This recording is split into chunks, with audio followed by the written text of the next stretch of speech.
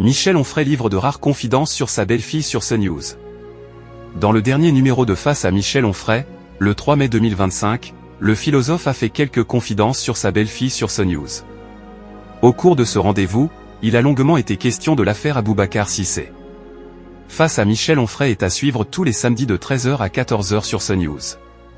Laurence Ferrari lance le philosophe sur les sujets qui ont fait les gros titres de l'actualité au cours de la semaine en cours. Le 3 mai 2025, le meurtre d'Aboubacar Cissé et les critiques de la gauche ciblant Bruno Retailleau, la sécurisation des écoles après l'attaque au couteau dans un lycée nantais, ainsi que les consultations lancées par François Bayrou pour introduire la proportionnelle aux élections législatives.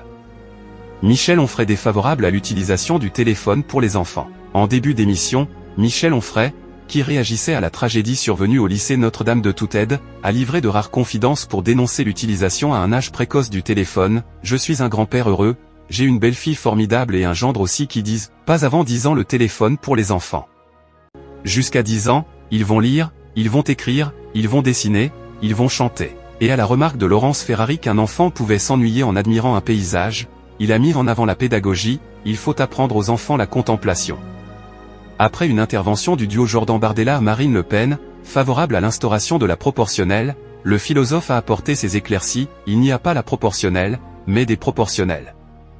Il y a un caractère ingouvernable à la proportionnelle intégrale. En Israël, vous êtes obligé de composer avec des petits partis qui ont 1 ou 1,5% et qui peuvent faire tomber le gouvernement, a pris pour exemple le philosophe.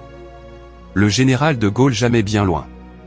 Une fois encore, Charles de Gaulle est intervenu dans la discussion. Le général de Gaulle avait bien pensé les choses en disant que dans un premier tour on défend un programme, et dans un deuxième tour on rassemble.